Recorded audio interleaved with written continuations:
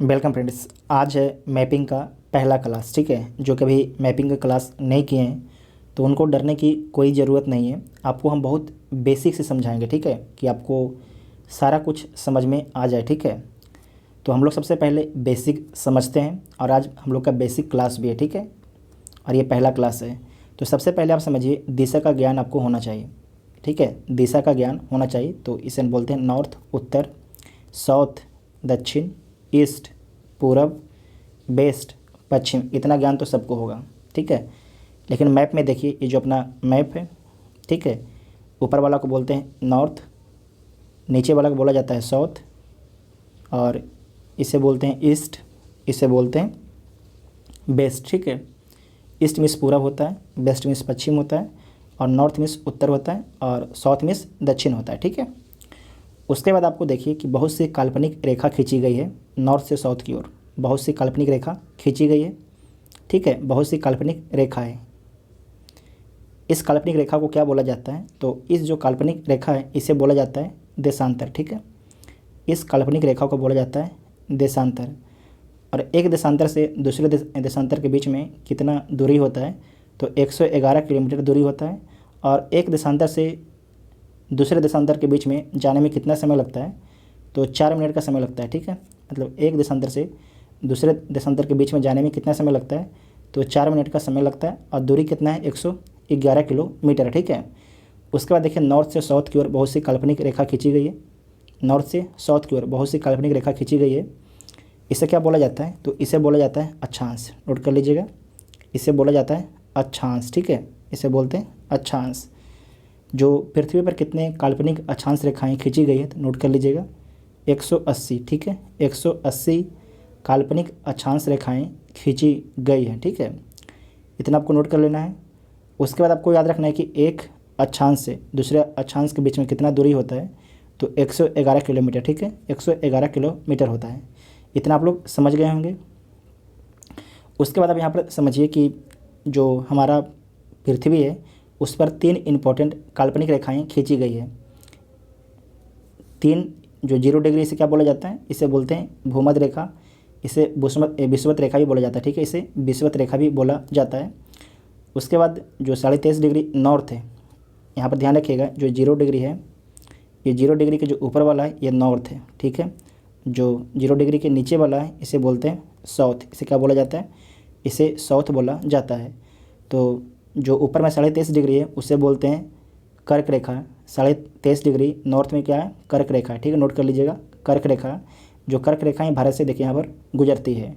उसके बाद जो 0 डिग्री है, ठीक है, 0 डिग्री उसे बोलते हैं इक्वेटर, भूमध्य रेखा, विषुवत रेखा बोला जाता है। ठीक है, उसके बाद नीचे देखिए आप, ये 23.5 डिग्री साउथ में, ठीक है, 23.5 डिग्री साउथ में है मकर रेखा। ये है आपकी मकर रेखा।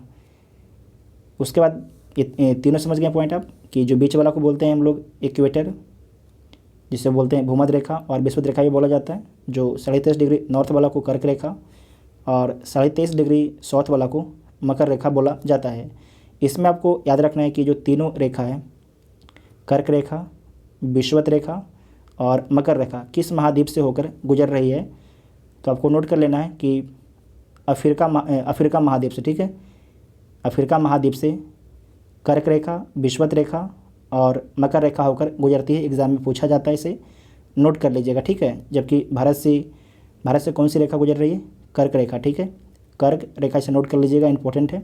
बाकी कौन कौन देश से गुजरती है हम लोग आगे डिस्कस करेंगे। ठीक है, अगले वीडियो में डिस्कस करेंगे इसके बारे में।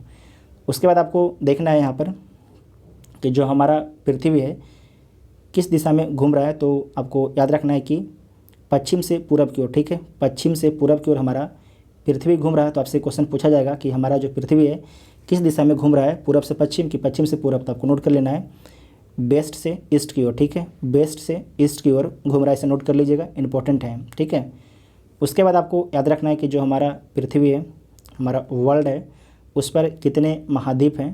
तो जो हमारा पृथ्वी है उस पर टोटल आपके 7 महाद्वीप हैं। ठीक है, 7 महाद्वीप हैं। कौन कौन महाद्वीप हैं? तो एशिया है, अफ्रीका है, उत्तरी अमेरिका है, दक्षिणी अमेरिका है, उसके बाद अंटार्कटिका है, यूरोप है और ऑस्ट्रेलिया है। इसमें आपको क्या पूछा जाता है एग्ज़ाम में, तो आपसे एग्ज़ाम में पूछा जाता है कि क्षेत्रफल के हिसाब से, ठीक है, पूछा जाता है कि क्षेत्रफल के हिसाब से जो है कौन सा महाद्वीप सबसे बड़ा है। तो नोट कर लीजिएगा, पहला आपका एशिया क्षेत्रफल के हिसाब से सबसे बड़ा, दूसरा आपके है अफ्रीका, तीसरा है उत्तरी अमेरिका, चौथा है दक्षिणी अमेरिका और पाँचवा है अंटार्कटिका, ठीक है, छठा है यूरोप, सातवां है ऑस्ट्रेलिया। कभी कभार आपसे पूछ देगा कि जो कितना क्षेत्रफल है, जैसे कि तो आपके क्षेत्रफल के हिसाब से आपको बता दिए कि सबसे बड़ा कौन है, सबसे छोटा कौन है। उसके बाद पूछेगा कि परसेंटेज के हिसाब से, कि परसेंटेज के हिसाब से जो है कितना परसेंट एशिया के पास वर्ल्ड की भूमि है। टोटल जो वर्ल्ड की भूमि 100% है, ठीक है, उसमें से कितना परसेंट भूमि जो है आपके एशिया के पास है, तो कितना परसेंट है, 29.8%, नोट कर लीजिएगा। उसके बाद अफ्रीका, अफ्रीका के पास कितना भूमि है, 20.3%, ठीक है। उसके बाद उत्तरी अमेरिका, उत्तरी अमेरिका के पास कितना भूमि है, तो 16.2%। उसके बाद दक्षिणी अमेरिका, दक्षिणी अमेरिका के पास कितना भूमि है, 11.9% है, ठीक है।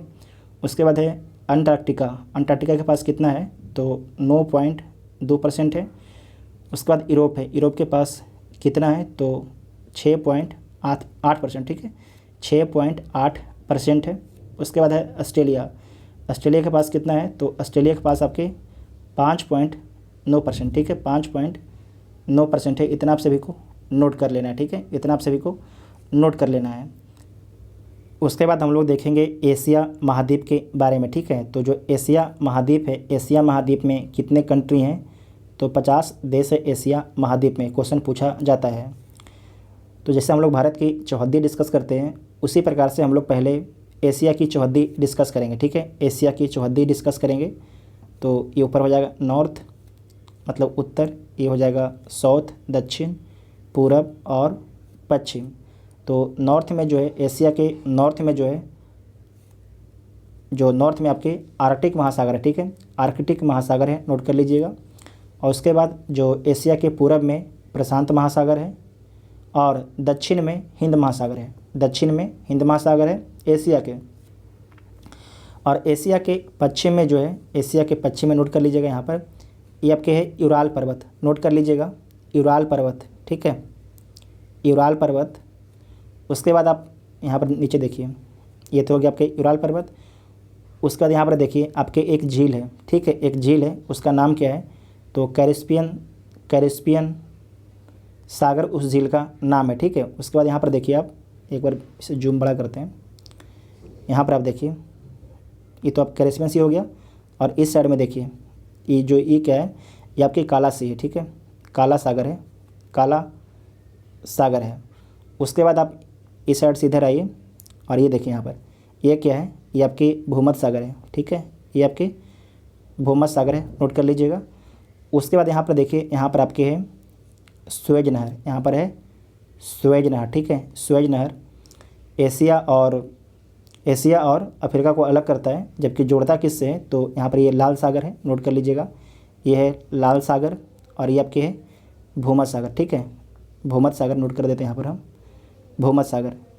एक सेकंड, यहाँ पर देखिए, ये आपके है रेड सी है, ये आपके भूमध्य सागर। तो जो स्वेज नहर है, स्वेज नहर लाल सागर और भूमध्य सागर को जोड़ता है, ठीक है, लाल सागर और भूमध्य सागर को जोड़ता है। तो हम लोग अब जो है एशिया का पूरा जो लोकेशन है समझ गए हैं। एक बार फिर से बताते हैं जल्दी जल्दी आपको हम। नॉर्थ में आपके आर्कटिक महासागर है, पूरब में प्रशांत है और दक्षिण में हिंद महासागर है। उसके बाद ये यूराल पर्वत है। उसके बाद यहाँ पर आपके कैरिस्पियन सागर है, ब्लैक सी है, भूमध्य सागर है, रेड सी है, ठीक है, रेड सी है, और यहाँ पर आपके ये स्वेज नहर है, ठीक है, स्वेज नहर है। इतना आप सभी को याद रखना है, आपसे एग्ज़ाम में पूछा जाता है, ठीक है। उसके बाद हम लोग देखेंगे यूरोप के बारे में। तो सबसे पहले जो यूरोप है, यूरोप में कितने कंट्री हैं, यूरोप में कितने कंट्री हैं, तो यूरोप में आपके 51 कंट्री हैं। पहला तो इम्पोर्टेंट पॉइंट हो गया।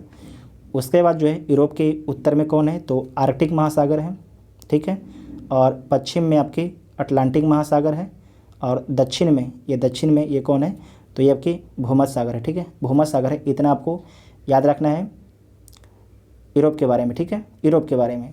उसके बाद आपका आ जाएगा यहाँ पर अफ्रीका, अफ्रीका के बारे में देखिए तो अफ्रीका में कितने कंट्री हैं, तो अफ्रीका में 54 कंट्री हैं।